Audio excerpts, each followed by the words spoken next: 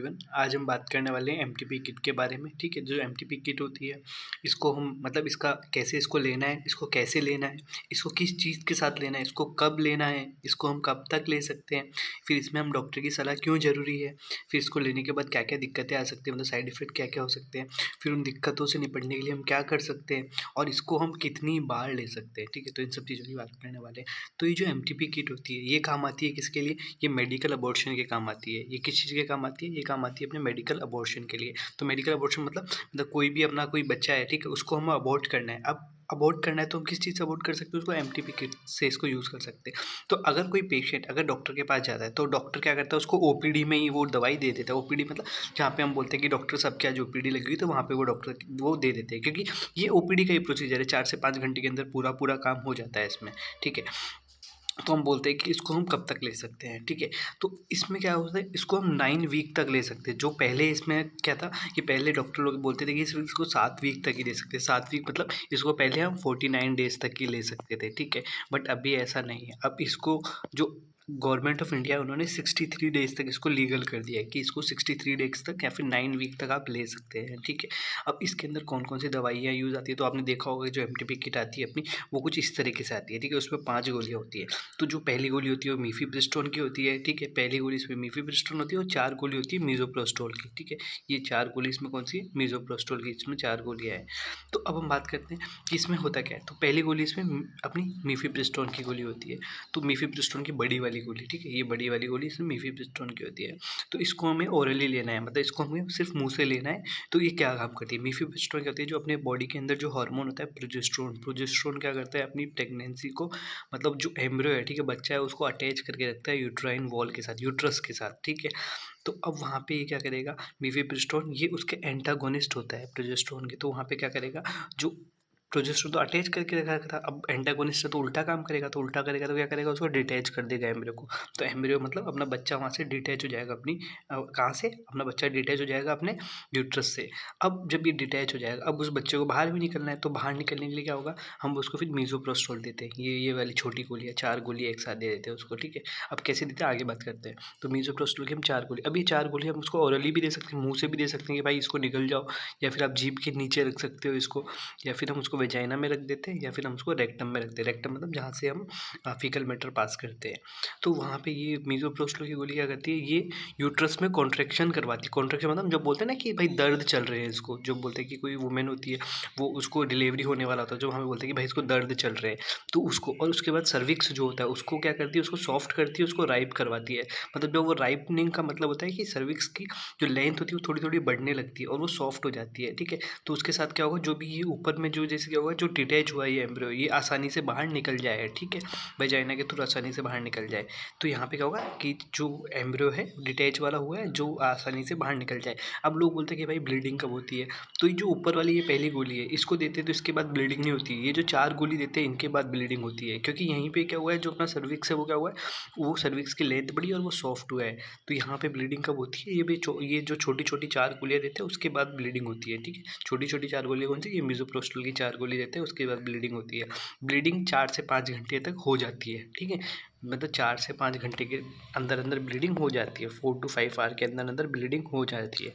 ठीक है, तो क्या होता है कि हम कैसे देते हैं इसको, तो जो पहली गोली होती है ये बड़ी वाली जो गोली है, ठीक है, ये वाली मीफिप्रिस्टोन, ये पहली गोली हम उसको देते हैं। एक एक गोली होती है, ठीक है, ये उसको ओरली देते हैं कि भाई इसको आप निगल जाओ, ठीक है, पानी के साथ इसको ले लो। ठीक है, 200 मिलीग्राम की गोली होती है, एक गोली होती है, और डे 1 पे देते हैं। ठीक है, पहले दिन इसको दे दिया, मतलब आज मानो आपने 10 बजे ये गोली, आप डॉक्टर के पास गए, डॉक्टर आपको 10 बजे आज दे देगा। ठीक है, पानी के साथ बोले भाई इसको निकल लो। ठीक है, और अब आप घर चले जाओ, फिर आप तीसरे दिन आना। तो अब तीसरे दिन है ना, ये जो 4 गोलियाँ हैं मीज़ोप्रोस्टोल की, ये 4 गोलियाँ ये देगा उसको। ठीक है, अब भाई देखो सीधा सीधा सबसे अच्छा रूट इस गोली को देने का क्या है, इसको कभी भी इस गोली को निगलना नहीं है। ठीक है, इसको निगलेंगे अगर पानी के साथ निगल जाएंगे तो वहाँ पे बहुत ज़्यादा साइड इफेक्ट होते हैं। ठीक है, क्योंकि अपने यूट्रस में बहुत ज़्यादा कॉन्ट्रैक्शन कॉज करवाती है, तो उसमें यूट्रस में ज़्यादा ब्लीडिंग, हैवी ब्लीडिंग के चांसेस होते हैं। अपना यूट्रस होता है उसमें रप्चर होने का भी चांसेस होते हैं। तो इस गोली को सबसे अच्छा होता है कि इसको वेजाइनली देना चाहिए। ठीक है, जो डॉक्टर लोग होते हैं उसको बोलते हैं कि भाई अपने वेजाइना में इसको रख लीजिए 4 गोलियों को, सबसे अच्छा रूट यही है। ठीक है, अब क्यों, अब भाई इसलिए एक तो क्योंकि इस गोली को जब हम वेजाइना के थ्रू देते हैं तो जब इस गोली को लेते हैं तो उसके बाद में क्या होता है कि उल्टी वगैरह, ये मतलब नोज़िया, ऐसे जी घबराना, उल्टी, ये चांसेस होते हैं, इसके साइड इफ़ेक्ट होते हैं। तो अगर ये गोली हमने मुँह से ली है ना, तो उसमें क्या होगा कि तुरंत से उल्टी होगी और ये गोली बाहर निकल जाएगी, तो उस गोली अपना काम नहीं कर पाएगी। तो इसलिए सबसे अच्छा रूट है वेजाइनल रूट से दो। ओरली क्या होता है, ओरली में भी यही होगा इसमें, ठीक है। ओरली में भी क्या होता है कि जैसे दिया और तुरंत उल्टी होकर बाहर निकल जाएगा, तो उस गोली का कोई मतलब ही नहीं रहा फिर, ठीक है। तो इसलिए इसको यहाँ पे एक तो साइड इफेक्ट ज़्यादा है क्योंकि सीधा सीधा एक्ट करती है ये गोली, है ना, आपके यूट्रस पे बहुत ज़्यादा कॉन्ट्रेक्शन कॉज कर, अगर ओरली इसको लिया उसके साइड इफेक्ट ज़्यादा है। और सबलिंगुअली लेते हैं तो सबलिंगुअली में जीभ के नीचे रख लेते हैं, ठीक है। तो जो आप जाएंगे मेडिकल स्टोर पे, मेडिकल स्टोर वाले ये बोलते हैं कि भाई इसको आप जीभ के नीचे रख लेना, वही सबसे बेस्ट है। तो वहाँ पे है ना, लेकिन वहाँ पे क्या होगा, जैसे आप जीभ के नीचे रखेंगे आपको जी घबराएगा, उल्टी होगी, तो उल्टी के साथ साथ ये गोली बाहर निकल सकती है। तो इसलिए ये भी रूट अच्छा नहीं, सबसे अच्छा रूट अपना वेजाइना में रख लीजिए, ये सबसे बेस्ट रूट है 4 गोलियों को, ठीक है। तो पहले दिन पे हमने ये गोली ले ली और तीसरे दिन पे आपने ये गोली ले ली। पहले दिन मानो 10 बजे आप डॉक्टर के पास गए तो डॉक्टर ने ये गोली इसको दे दी, ठीक है। सबसे अच्छा है पानी के साथ इसको ले लीजिए, ठीक है। तो हमने ये गोली ले ली।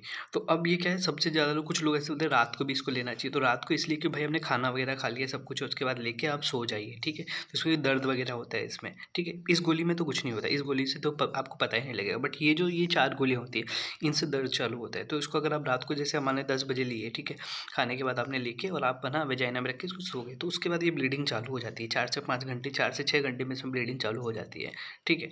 तो अब फिर बात करते हैं कि अब यहाँ पे जो 15वां दिन है, देखिए पहले दिन आपने ये गोली ली, जो तीसरे दिन आपने ये गोली, उसके 15वें दिन पे आपको क्या करना है, डॉक्टर के पास जाना है कि डॉक्टर साहब, मतलब वहाँ पे डॉक्टर चेक करता है कि भाई कंप्लीट अबॉर्शन हुआ है कि नहीं हुआ है, ठीक है।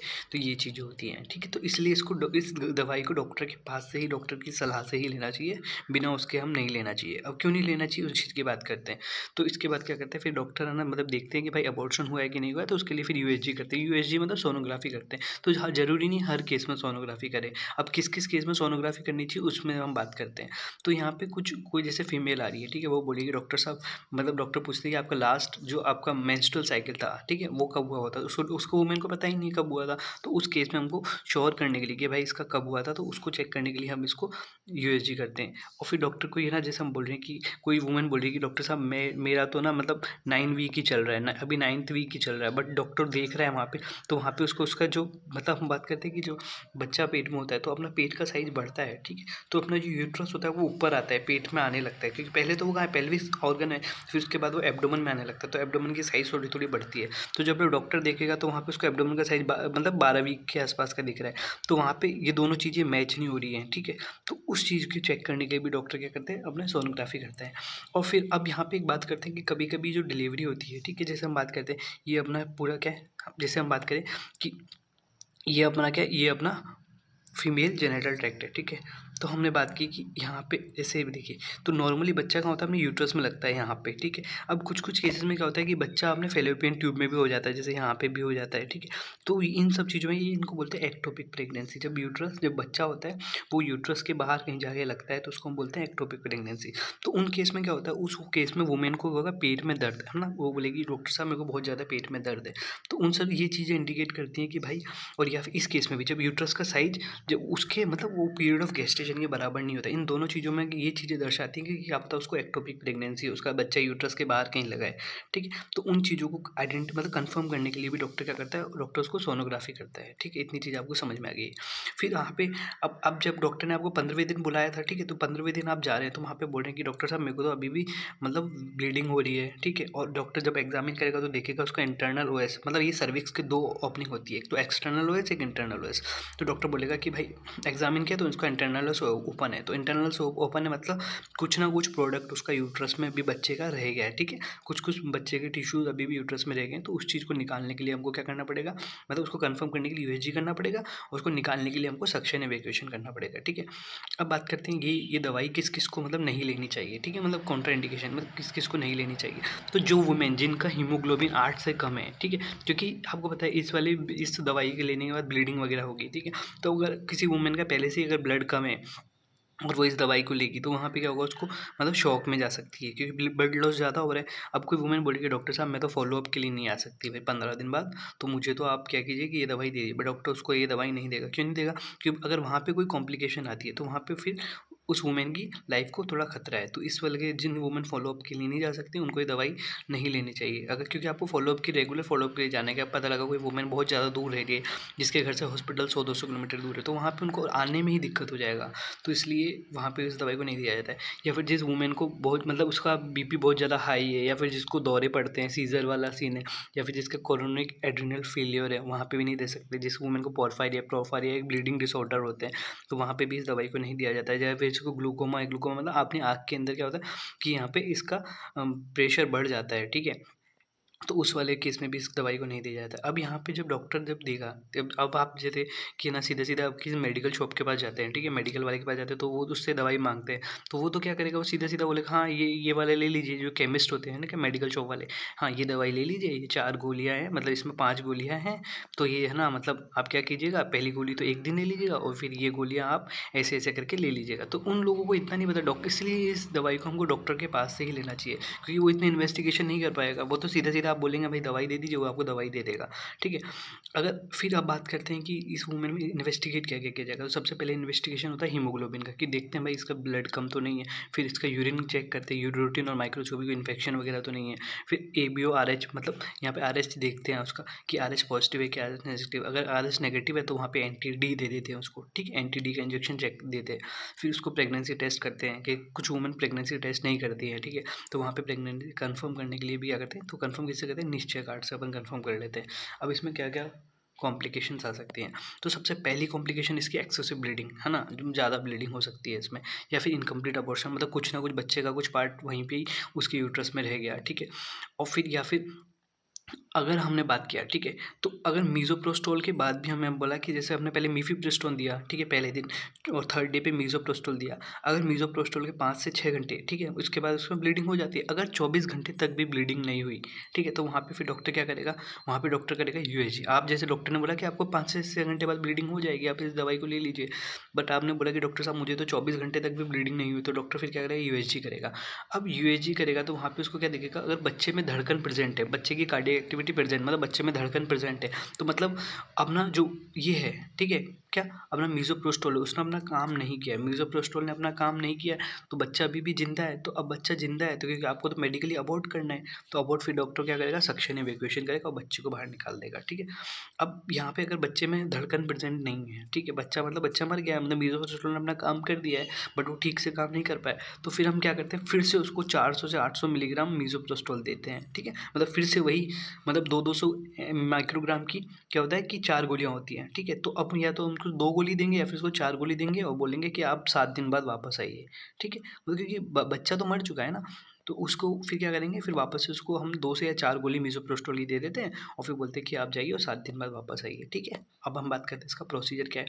तो पहले दिन पे क्या किया, पहले दिन पे अपन मीफिप्रिस्टोन दिया, 1 गोली ओरली हमने दे दिया उसको, ठीक है, डे 1 पर, ये वाली बड़ी वाली गोली। फिर हमने क्या करा, 48 घंटे बाद या फिर मतलब डे 3 पर क्या दिया, 4 टैबलेट दिया किसकी, मीज़ोप्रोस्टोल की। अब उसको हम कहाँ-कहाँ रख सकते हैं, या तो हम उसको सबलिंगुअली, ठीक है, मतलब जीभ के नीचे रख सकते हैं, या फिर हम वेजाइना के यहाँ पे रख सकते हैं उसको, ठीक है, 4 गोलियों को, ठीक है। अब बात करते हैं इसका मतलब इसमें रिस्क क्या है, इसका कॉम्प्लिकेशन क्या है, जो एमटीपी किट है अपनी, ठीक है। हैवी वेजाइनल ब्लीडिंग हो सकती है, ठीक है, इन्फेक्शन हो सकता है। अगर बच्चा, अगर हम बात करें बच्चे में धड़कन, मतलब बच्चा ठीक से, मतलब उसके कुछ प्रोडक्ट अंदर रह गए, तो वहाँ पे भी इन्फेक्शन होने के बहुत ज़्यादा चांसेस है। इस गोली को लेने के तुरंत बाद ही हम बात करते हैं उल्टी, दस्त, मतलब ये वॉमिटिंग, नोज़िया, फीवर भी आ सकता है। तो ये सब चीज़ें होती है इसमें। इनकम्प्लीट अबॉर्शन, मतलब बच्चे के कुछ टिश्यूज़ अभी भी यूट्रस में ही रह गए, ठीक है, तो वहाँ पे सक्शन इवैक्यूएशन करना पड़ेगा। कुछ वुमेन इसके लिए एलर्जिक भी होती हैं, तो वो भी चीज़ का ध्यान रखना पड़ता है, ठीक है। अब बात करते हैं कि लॉन्ग टर्म कॉम्प्लिकेशन क्या है, कि हम लॉन्ग टर्म कॉम्प्लिकेशन मतलब लंबे टाइम में क्या हमको कॉम्प्लिकेशन देखने को मिल सकता है, तो इन्फेक्शन देखने को मिल सकता है। अगर सही से फॉलोअप नहीं किया। अगर एक्टोपिक प्रेगनेंसी, इस गोली को लेने के बाद एक तो ये है कि भाई एक्टोपिक प्रेगनेंसी वाली वुमेन को ये गोली नहीं लेनी चाहिए, इसलिए बोलते हैं कि बिना डॉक्टर की सलाह के नहीं लेनी चाहिए, अगर लेते हैं तो वहाँ पे दिक्कत हो सकती है। तो अब बात करें कि एक्टोपिक प्रेगनेंसी मतलब जब बच्चा कहीं बाहर में लगे, जैसे आप देखिए बच्चा नॉर्मली कहाँ पे लगता है, बच्चा नॉर्मली अपने लगता है यहाँ पे, ठीक है, लेकिन यहाँ पे बच्चा कहाँ लगा हुआ है, यहाँ पे फेलोपियन ट्यूब में बच्चा लगा हुआ है, जैसे आप ये देख पा रहे हैं, ठीक है। तो यहाँ पे फेलोपियन ट्यूब में बच्चा लगा है, तो इस दवाई के लेने के बाद भी क्या होता है कि एक्टोपिक प्रेगनेंसी के चांसेस बढ़ जाते हैं, ठीक है, मतलब बच्चा यूट्रस में नहीं लगेगा, बच्चा यूट्रस के बाहर कहीं लग जाएगा, ठीक है। और एक्टोपिक प्रेगनेंसी वाली वुमेन को भी ये दवाई नहीं लेनी चाहिए। एक तो होता है कि इसमें एक्टोपिक प्रेगनेंसी को लेनी नहीं चाहिए, और इस दवाई को लेने के बाद एक्टोपिक प्रेगनेंसी के चांसेस बढ़ जाते हैं, ठीक है। इनकम्प्लीट अबॉर्शन अबॉर्शन हो सकता है। तो इनकम्प्लीट अबॉर्शन में मतलब क्या होगा, फिर हैवी ब्लीडिंग होती रहेगी। फिर जो वुमेन होती है उसमें डिप्रेशन, क्योंकि मूड स्विंग्स वगैरह ये सारी चीज़ें, तो डिप्रेशन में भी वुमेन जा सकती है। ठीक है, तो अभी इस वीडियो के लिए इतना ही। ठीक है, मैंने पूरा इसमें बात किया, एमटीपी किट वगैरह क्या है, कैसे है, इन सब चीज़ों की हम बात कर चुके हैं। ठीक है, इसमें क्या क्या कॉम्प्लिकेशंस आ रहे हैं इसके, ठीक है, इसको कैसे लेना चाहिए, फिर अगर ये ठीक से इसमें नहीं ले पाए तो हम क्या करेंगे, ये सारी चीज़ हमने बात कर ली। इसके कॉम्प्लिकेशंस क्या क्या हैं, इसके इन्वेस्टिगेशन क्या क्या हैं, इसके क्या क्या कॉन्ट्राइंडिकेशन, किस किस को नहीं लेनी चाहिए, फिर इसको किस किस केस में यूएसजी करनी चाहिए, फिर इसको कैसे लेते हैं। ठीक है, इसके बाद फिर मतलब कौन कौन सी ड्रग्स इसमें यूज़ आ रही हैं, तो कब तक ले सकते हैं, 63 डेज तक ले सकते हैं, इन सब चीज़ों की हमने बात कर ली। तो थैंक यू।